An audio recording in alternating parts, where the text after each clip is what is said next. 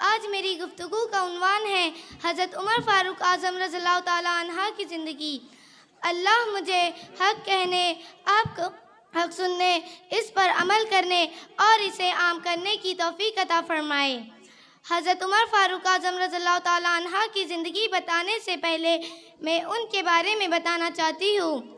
हज़रत उमर फ़ारूक आज़म इस्लाम लाने से पहले मक्का के मालदार और ताकतवर लोगों में शुमार होते थे। मक्का के लोगों ने हज़रत उमर फ़ारूक आज़म रज़ियल्लाहु ताला अन्हा के दिल में हुजूर के ताल्लुक़ से नफ़रत हार रखी थी। एक दिन तलवार लेकर हुजूर को शहीद करने की नीयत से घर से निकले, मगर अपनी सगी बहन की ज़बान से कुरान की तिलावत सुनकर आप दाखिले इस्लाम हुए। आप हुजूर के हाथों कलमा पढ़ने वाले 40वें मुसलमान रहे। हज़रत उमर के इस्लाम कबूल करने के बाद उम्मत को अल्लाह ने एक नया उरूज दिया। हज़रत उमर के इस्लाम में आने के बाद हाल ये था कि हज़रत उमर ने हुजूर से ये आज़ी की कि जब हम और हमारा दीन हक़ पर ना हो और अगर हम हक़ पर हो तो आपने फरमाया, उमर के इस्लाम कबूल करने के बाद अब कोई भी मक्का में छुप कर इबादत नहीं करेगा। अल्लाह ऐलान मक्के में खुदा के दीन को फैलाया जाएगा। आगे तलवार लेकर हज़रत उमर चलते, पीछे मुस्तफ़ा जाने रहमत की सवारी चलती।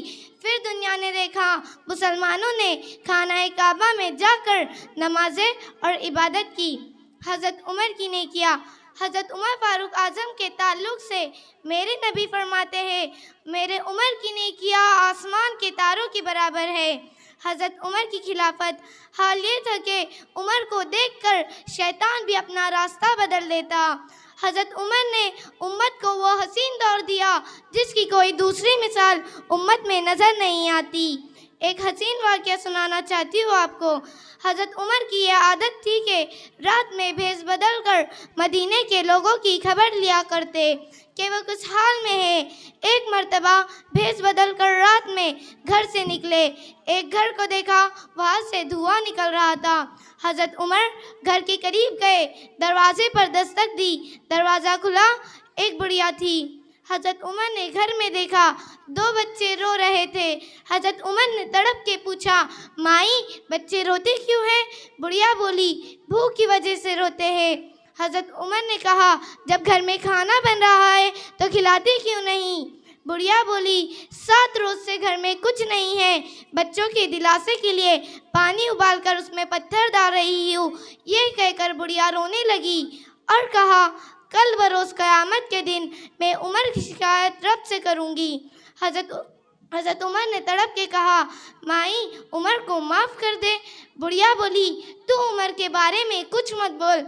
हज़रत उमर घर वापस गए, खाने का सामान लिया और बुढ़िया के यहाँ आए, सामान दिया और कहा, बुढ़िया आज तेरा खाना मैं बनाऊँगा। खाना बनाने के बाद हज़रत उमर ने बुढ़िया से कहा, माई मैं ही उमर हूँ, मुझे माफ़ कर दे।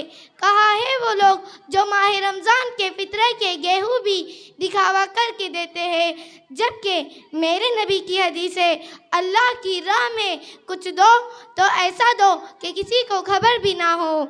आज माह रमज़ान में करोड़ों रुपये ज़कात मुसलमानों को मिलती है, मगर सब कुछ खाकर ख़त्म कर दिया जाता है। मालदारों से आज मैं ये अपील करूँगी कि कुछ ऐसा काम करे कि हमारे शहर का कोई गरीब भूख से ना सोए। अपनी ज़कात का सही इस्तेमाल करें। मुसलमानों की ज़कात सिर्फ किराने के गेहूँ, चावल, कपड़े तक ना रखे, बल्कि मुसलमानों की ज़कात में वो काम होना चाहिए जो हज़रत उमर के ज़माने में था। हज़रत उमर के ज़माने में बेवाओं को महीने की रकम मिलती थी, यतीम बच्चों की शादियाँ की जाती थी, जो जिस काम में माहिर था उसे वो कारोबार खोल के दिया जाता था, ज़रूरतमंदों को कर्ज दिया जाता था। सबसे खास बात कहकर मैं अपनी गुफ्तगू समेट लूँगी। हुजूर के ज़माने में हो या हज़रत उमर के ज़माने में हो, ज़कात इसलिए दी जाती कि ज़कात लेकर वो कुछ ऐसा काम करता कि ज़कात लेकर आते साल ज़कात लेने वाला ज़कात देने वाला बन जाता। आज ज़कात भरी जा रही है मगर कौम जहाँ थी वहीं पर खड़ी है। मुसलमानों की ज़कात पे कम से कम एक हॉस्पिटल होता, अगर हम बना देते तो उम्मत के सभी गरीबों का मुफ्त में इलाज होता। मगर अफसोस अब वो हज़रत उमर की तरह नेकी करने वाले, हज़रत उमर की तरह छुपा कर देने वाले कहाँ रहे।